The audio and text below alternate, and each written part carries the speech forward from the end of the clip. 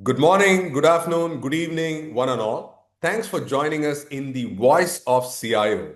I'm your host, Suresh GP, and we are with our special guest who requires no introduction.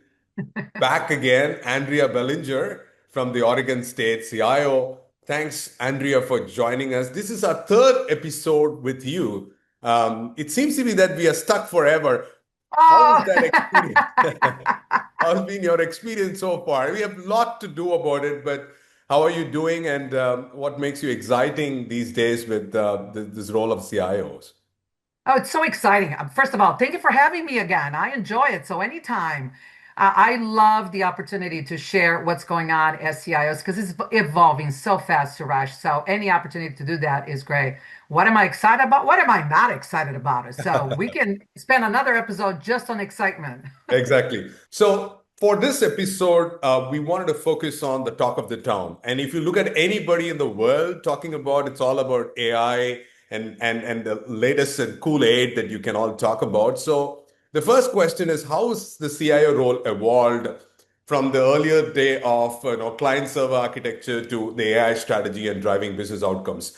Was there any defining moment or initiative that accelerated the shift for you as you see this whole the pivot moving towards the new AI era? How do you see that, and what's been your take on this whole shift?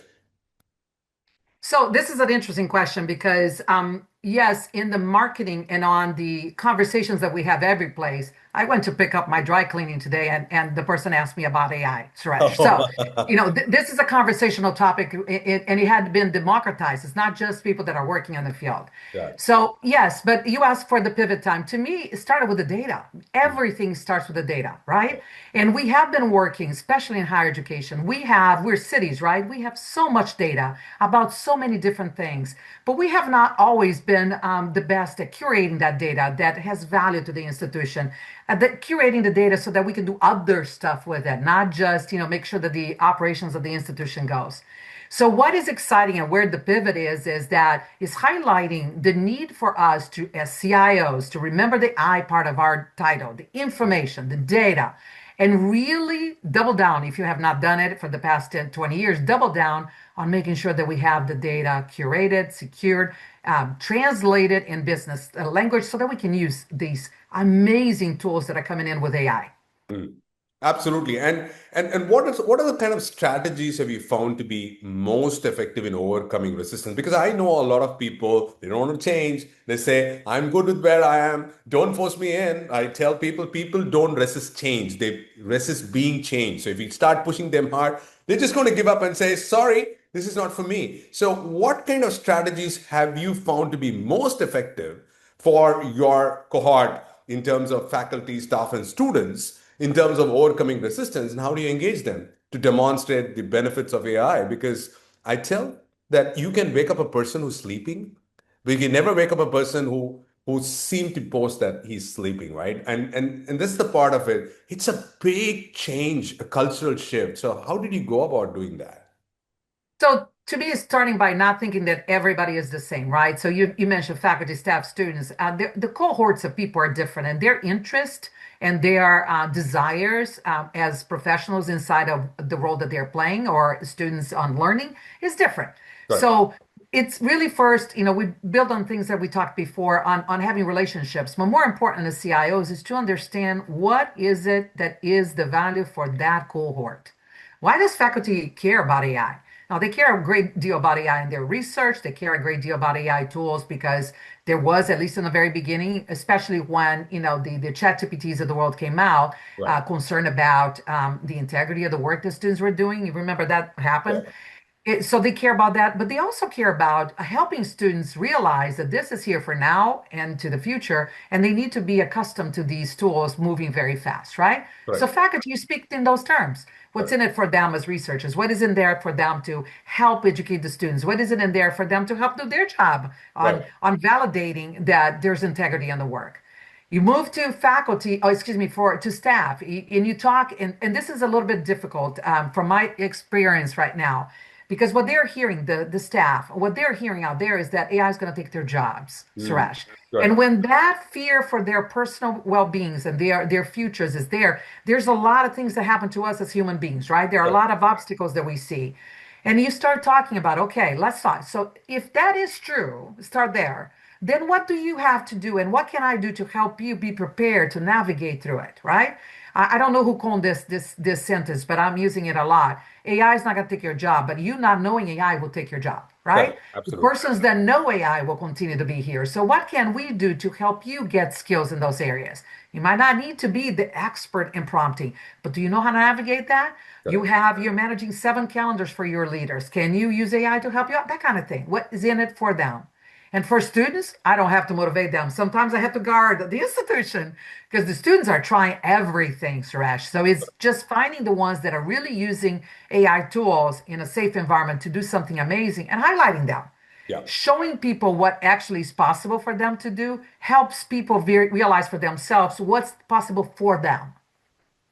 Absolutely. That's spot on. Now let's shift the gears to people and culture. So one of the things we all know about Peter Drucker's saying, culture eats strategy for breakfast. So if we think about cultural, and this is also very important because as we shift towards the AI era, people are thinking we will still be relevant. We look at we have a program we run called Humanizing AI because at the end of the Yeah. day, it's just about running this whole part where human element can drive that part, right? We are going to be the leaders who is driving AI, not vice versa. So in that case of people and culture, I tell, and you know this very well, transformations either succeed or fail because of people, right? Yeah. So Yeah. in within your space that you have done this, what strategies have you found most effective where you're able to build an inclusive, learning-oriented culture during periods of rapid change? The rate in which we are going around is bizarre.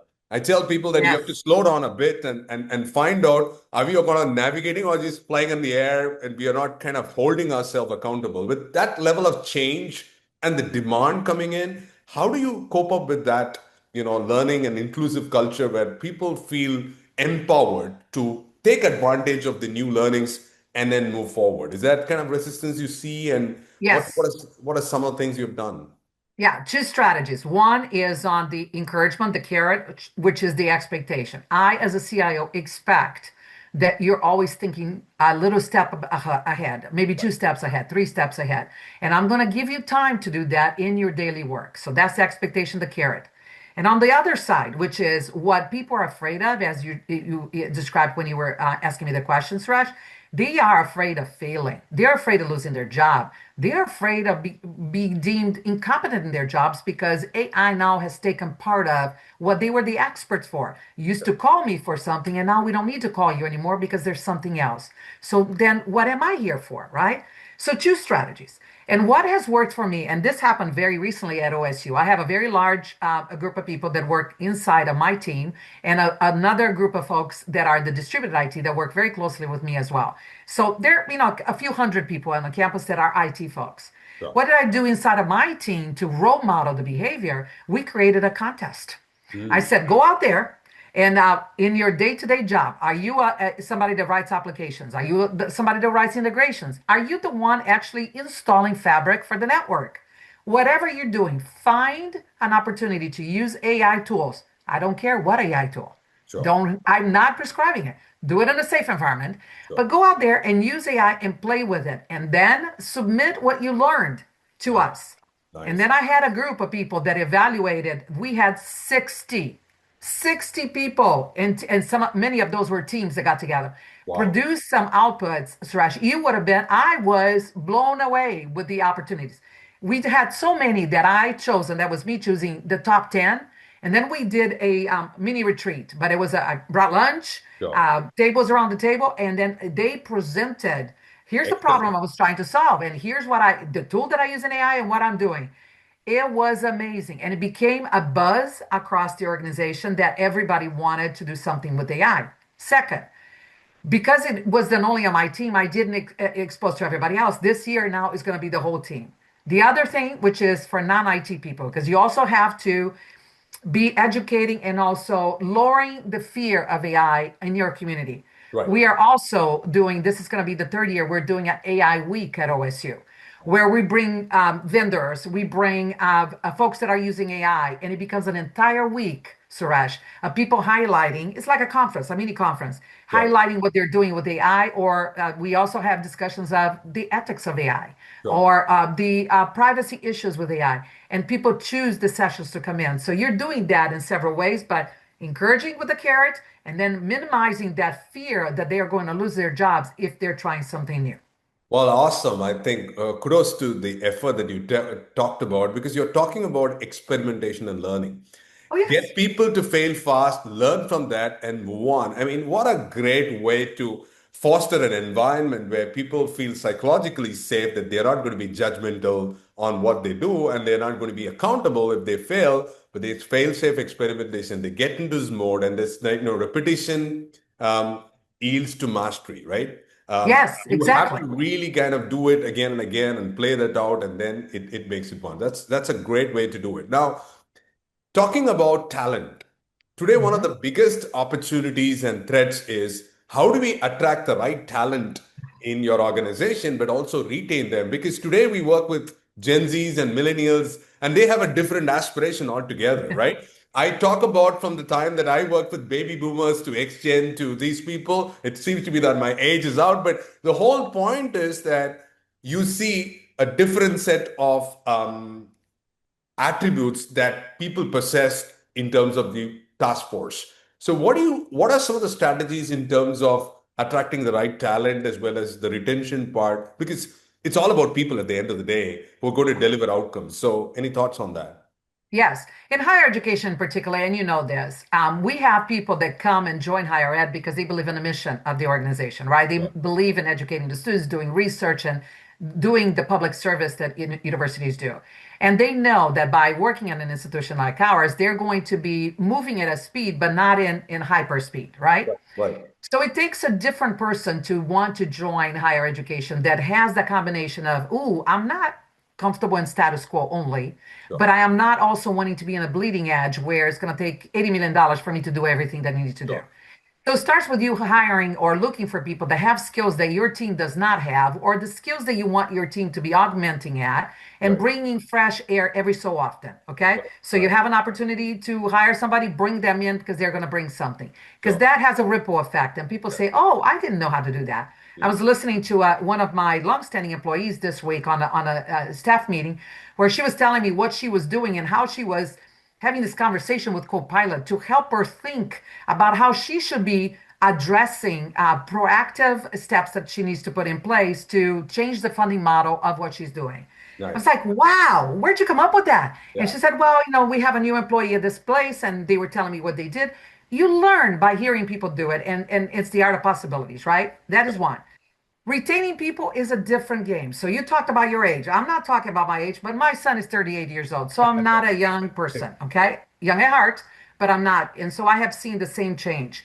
What I have changed as a CIO is that I shouldn't expect anybody that's going to be here for 20, 30, 40 years. I have employees right now that have been here for 45 years. I'm not kidding, right? I can't expect that anymore.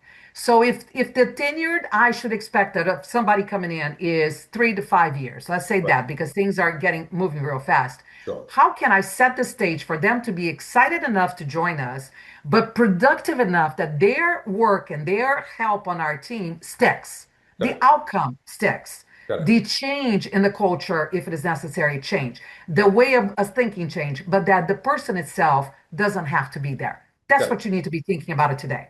Correct. No, no, absolutely fascinating. Now, in terms of the demands, if you look at the Yeah. IT workforce development, in terms of the demand that is happening around, how do you balance technical upskilling with leadership? Because see, what I've seen, and I think you will agree, a lot of people are technology focused, right? They talk about technology, they look at bytes and binaries part of it, but the leadership skills are so less. They just like I call this as the chickens versus eagles, right? Chickens look down, they feed on the grains, they're happy about it. But you want eagles to soar high, to have the big picture view, and then able to articulate. So, how do you balance that, or which frameworks or programs have been most effective for people to not just emerge to technology is part of it, but also apply that from a leadership standpoint. You talked about non-IT people. I mean, sometimes we talk to non-IT folks and they say, these people talk about something Greek and Latin I don't even Oh, understand. yeah. How do you make that shift that everybody is able to resonate and explain it in a manner and take empowerment on themselves, right? Because they have to, I always believe a leader should never need to have a title. They should take charge. So how do you prepare this task force, not just with technology, but also with leadership aspects? It starts with actually setting an expectation for somebody when they want to become leaders, getting to the point of saying, do you understand that means? That means that you're going to get less and less into the bits and bytes, let's be Right, honest, right? right, And you need to start getting a confidence and a capability and a core competency of speaking the business or the language that your stakeholders that rely on you right, speak. right, So it is not easy for all of us because in the past, how did you become a leader in IT? Well, you're the best Oracle DBA, you became the leader. And then there were several, people on that level. Well, who's the best that can actually look at different applications at the same time? You became it. right. But what you are being measured at is your ability to do the technology and then talk to other people about technology, Correct, not about the functional side. correct, And what we need and what is changing for us is that we have to speak that language. And the higher you get on the organization, the less geeky you can be. Now, can I go and talk about the technology? Of course I can. But most of the time, I'm not talking about that. I just had a very large steering committee that I came out of where we were discussing technology, and I had to actually insert myself and say, folks, that's my job. Let's talk about what you want to get out of this. correct, What are the requirements for us to make sure that we do not make the student experience be this or the faculty experience be that? That's the conversation we need to be doing. And then as the technologist, you come back and you talk to your peers about what that is. So correct. that core competency is very required. The strategy that I use, Srush, is very deliberate. Mm, And we created, and with Remy Kelly, my strategic coordinator, we created a curriculum mm, working through what does it take to be a manager in IT? mm. And then as you grow higher, and what does it take to be a director in IT in Right, order for you to be able to do that? And that language definition, what does it mean to speak technology and what does it mean to speak the functional side? And you as a leader, you need to be able to speak both and right, have that, hub and spoke in the middle that at times you speak one or the other is core to the training that we are providing to folks. And correct. at times, people step up to the plate and said, in the past 3 years, three cohorts, we have had two leaders that said, I don't want to do that. And they actually asked not to be leaders, not to be directors or supervisors, Sure, because that skill set is not natural to them and they did not want to do that. How wonderful is that? You correct. figured out what you want to do, but you need to have that core competency. Awesome. So we're going into a very important topic of measuring impact and telling the story. Because I Yeah, think we all have gone to a part that we need to market ourselves in a way. Sometimes IT doesn't do a good amount of marketing to tell about the great work that we do. But I think beyond marketing, it's about creating that impact, right? Telling the yeah, story, the narrative in the way we looked at it. So transformation, as you know very well, Andrea, is a long game. So it what is. what kind of practices have helped you maintain the level of transparency, trust, and basically how do you report progress without overselling or underselling the story? Because it's a very important part of showing the impact, but doing it in a subtle manner that doesn't seem to be like you're pounding on the chest and bragging and saying what it is, but you have to tell the world that there's a lot of hard work that's gone to make that happen. So how did you tell that narrative and story to make it more impactful for people to see the value that you've created? Yeah, a lot on your question. So I'm going to break it down a little bit. So, part on telling the story, that's not natural for a lot of people. Hmm. Clearly, you are a storyteller, Trish, because you can talk. Clearly, I am a storyteller. I can talk a long time about all kinds of things. Don't ask me how I feel about Steven Tyler, because I would spend 9 hours with you on that. Love that guy. So you need to find people that can do that. I have had the honor of having Remy Kelly and Sarah Payne that are there, Sarah, sorry, that are there to help tell the story in English. They are not technologists at all. They download our brains and then they make it. But it starts with so that we do not oversell or we do not overmarket something that we have created. Starts by you saying as a leader, what are we going to accomplish this year? And you put the goals out there. It's on the website. Mm. It's stated we are going to do X, Y, and Z in these things, and this is the impact it's going to have on you as a stakeholder or as a student, whomever you are. At the end of the year, we do an annual report. All of our annual reports are online for anybody at OSU to see it. And Sure. we tell the story, even when we miss it, Yeah. Suresh. And Yeah. when we miss it, we will say why we missed it. And trust me, we have missed a lot of things Sure. because it is the world that we live in, Sure. right? And that honesty, that deliberate approach on saying, I am planning to do this, but this is what happened and why, and what did I learn from that, creates the credibility. Then I can tell the story in English and I have the credibility. Therefore, they are tracking what is it that we're doing. My team's excited because people are asking them questions about, hey, I heard that you did that. We revolutionized this campus map, as Suresh here at OSU. It is an amazing tool that my team put together, not only for accessibility, but now it's easy for you to actually, oh, there's a lot of construction going on. Oh, the app tells you don't go that route because there's a construction. Nice. It was so amazing. And we told the story in English. Didn't have to say this is the application and we use SSO and we did identity. We didn't have to tell that story. It is incredibly valuable when you are able to do both, but you are telling the story so people know it. That is important. The other thing that I want to say is when we actually make a big mistake, and it happens, right? Let's say that we were planning to not to have an impact. We're moving, we're updating a router in a particular building, and we are hoping that it's going to take 2 hours, and it's not going to do it. But ends up that there's a flood, something happens, we are down for 24 hours. Mm. Then it's proactive messaging, using every channel we have, proactively saying to people, folks, I'm sorry, this happened, and keeping them apprised of what's going on and when is the ETA for things to go back to normal. Sure. Be honest, be transparent, be direct. No, I think I love this part that you talked about.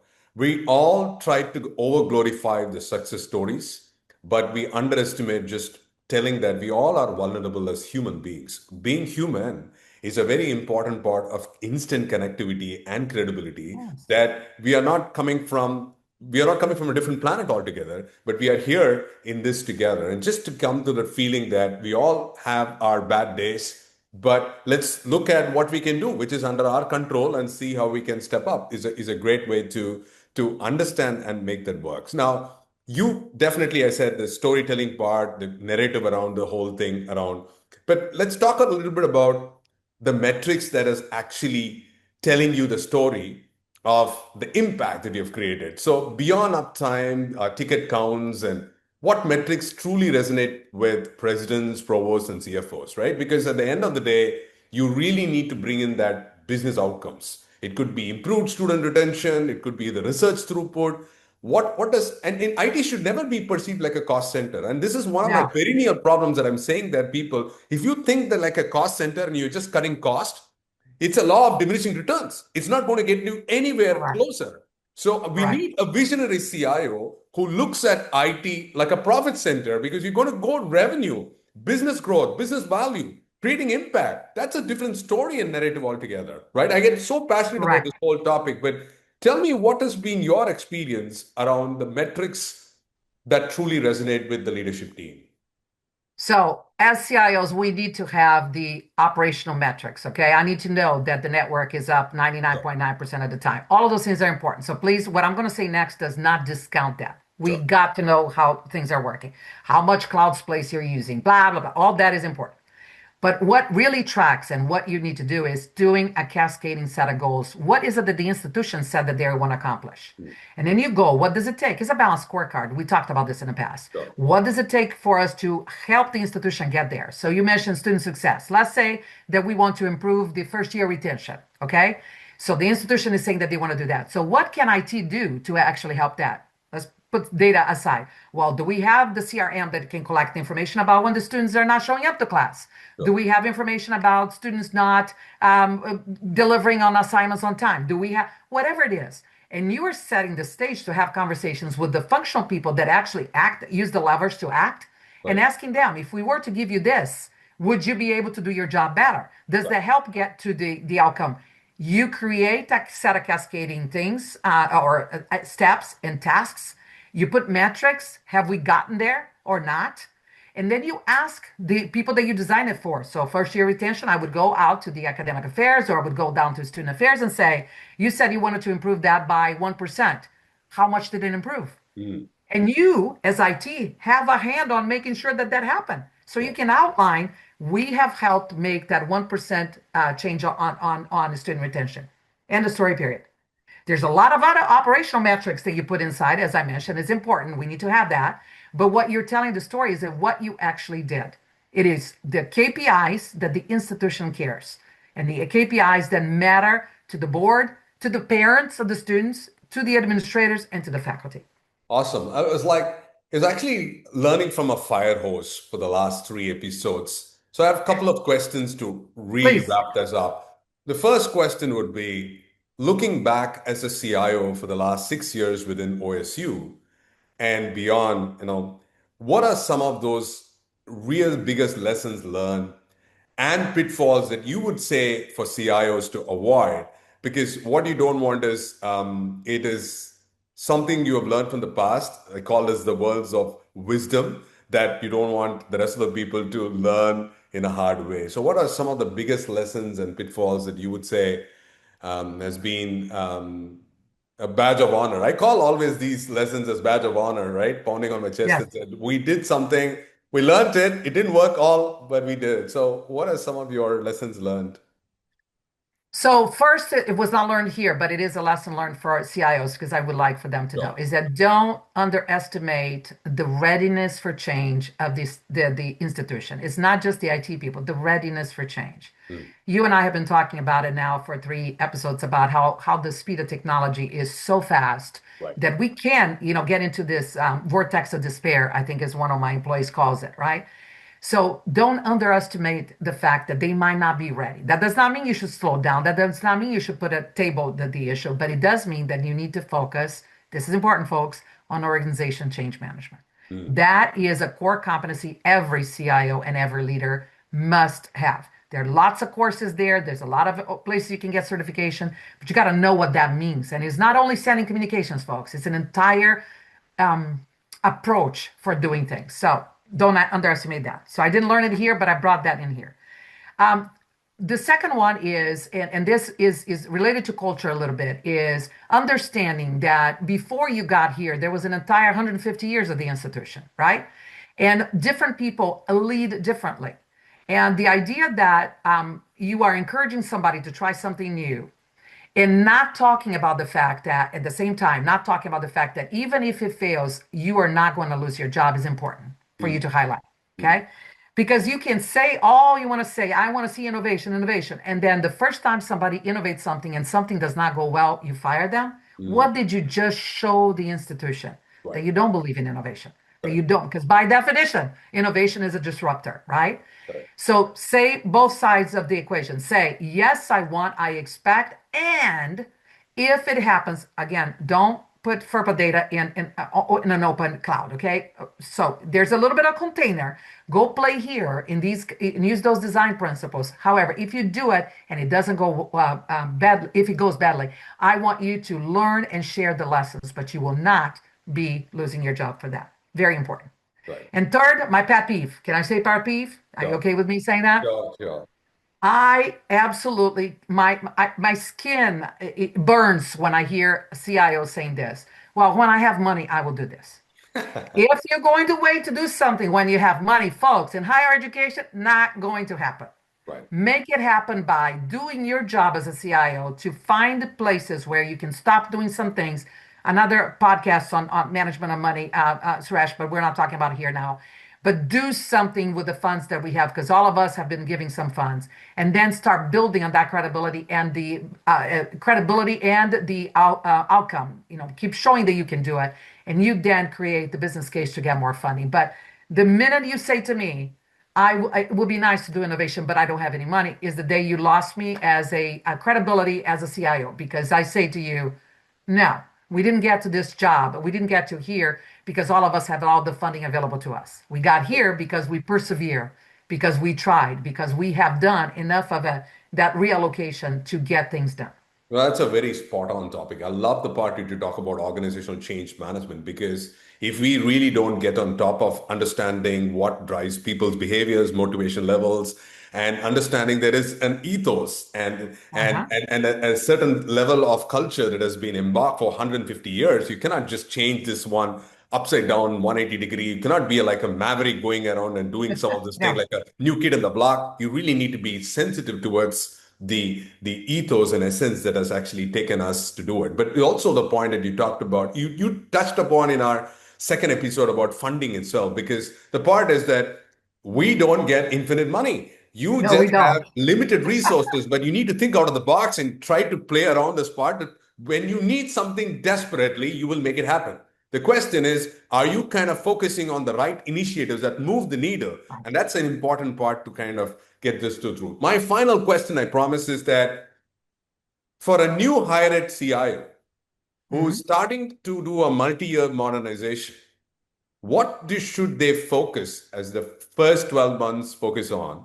What early priorities that they would do to build momentum, trust for long-term success? Because this is the kind of the final ultimatum of the part that you've gone through this journey. The higher ed has got a lot more difficulty in the way that you manage. And Oh over yeah. the time of the last three episodes, you've learned about how much of pain and struggle and trials and tribulations that you've gone through it. But tell us, particularly in this space of higher ed as a CIO, with so much demand happening around in the future, what would you envision a new aspiring CIO for higher ed to look at the first 12 months and make it impactful? Great. So first, when you are being interviewed by a barrage of people, because you are, it's not going to be like the private sector. There will be lots of people interviewing you. You ask this question of every one of the subcommittees that are interviewing you. If I am the successful candidate, what have I accomplished a year from now? And you Sure. document that because when you get your job, you need to remember everything that they said. That's Mhm. number one, because you have that broad, unfiltered. Because at that time they don't know that you're going to be the person. They're telling you how they feel. Got it. Second, you got hired. Now you're going to take at least 100 days. And I am a stickler to this. You're going to take 100 days to actually figure it out for yourself what is real, what's not. Mm. My CTO here, I won't say his name, but my CTO jokes with me that they lied to me when I got hired at OSU. Because what they kept telling me was that nothing is broken. We want you to help us move to the future. Nothing is broken. And once you do your 100 days, you learn that not everything is not broken. Not everything is broken, Sure. but there are some things that need to be fixed, some things that we can do better. Got it. Do the diligence conduct your due diligence and get yourself acclimated. People, process, and technologies, not just people inside of your team, but do that. And once you have that from the interview and you have this, put yourself in a place where you can roadmap it with a group of people in your teams. What do you all can do? What can you do without asking for more money? What can you do to move the needle in those strategies, on those desired states that people told you? You gotta get credibility. You gotta show that you can deliver, and you have to move the needle. You're not gonna win this game if you say, "Well, it's gonna take me 3 years to be productive." You lost your job. You gotta be productive on the first year. Sure. Absolutely. I think this has been a great three episode podcast. It's been so grateful for sharing some humongous learnings with all the part, with like learning from the Firos, as I said, with more energy and passion that you can do. I sitting across Australia, you sitting on the other side of the world with two different time zones and being passionate towards fixing up a time and slot. Kudos to you, what you have done so far. You made the whole CIO community proud, and I'm sure that you have a lot more impact that you can create to the rest of the world. So we're very grateful that you chose to be with us with the Voice of CIO episodes, and hopefully we can radiate some of those energy and wisdom to the aspiring CIOs to be the better version of themselves. So thank you so much again for your time. My honor. Thank you so much. Good luck to everybody.